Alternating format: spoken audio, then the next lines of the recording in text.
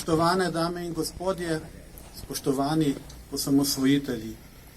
V čast in ponosi štejem, da vas lahko nagovorim in pozdravim na tem, kot je dejal Krkovič, svetem mestu.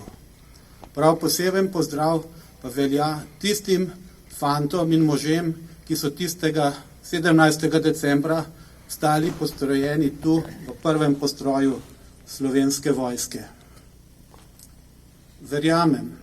Verjamem, da jim tedaj ni bilo prijetno, pa ne samo zaradi vremena. Tedaj so bili precej negotovi časi. Slovenci smo bili sicer odločeni, da gremo na pot samostojnosti, a kljub temu je bil čas negotov. Povsem lahko bi se zgodilo, da bi intervenirala jugoslovanska armada. Verjamem, da so tem fantom in možem, ki so stali tu, po glavi rojile različne misli. Verjetno tudi nekaj nelagodja, morda malo strahu, pa vendar, oni so stali tu, odločeni, da branijo slovensko samostojnost. In s tem so se zapisali v slovensko zgodovino.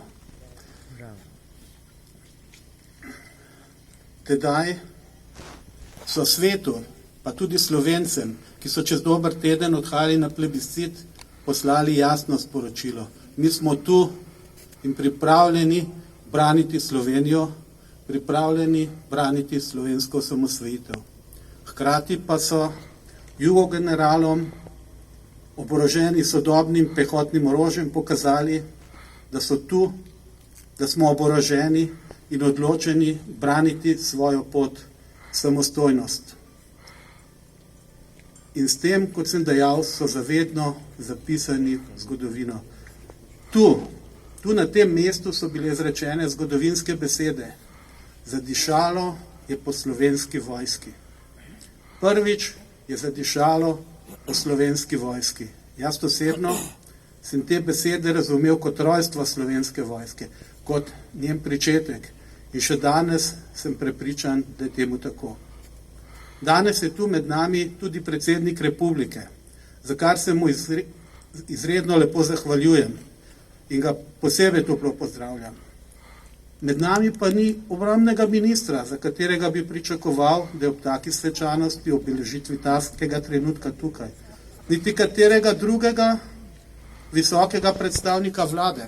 Nekateri so se sicer opravičili, nekateri pa tudi tega niso storili. Želim si, da bo prihodnje leto tudi kdo od njih prišel sam, da bo začutil to pomembnost tega trenutka, pomembnost tega prostora. Sprašujemo se tudi, kako, da se tako pomembni dogodki slovenske zgodovine, kot so na primer Poljče, sestanek na pristavi, ta postroj tukaj in številni drugi dogodki v slovenski zgodovini, tako nekako bledijo v zgodovinskem spominu, nekako so utrinjeni na rob zgodovinskega spomina Slovencev. Vprašamo se, kako je to mogoče. Pa vendar, če malo pomislimo, če si obudimo spomin na tiste čase, pred praktično 30 leti, lahko hitro ugotovimo, da smo bili tedaj Slovenci enotni. Kot en mož smo bili pripravljeni stati na braniku domovine, žal pa tako ni bilo tudi v politiki.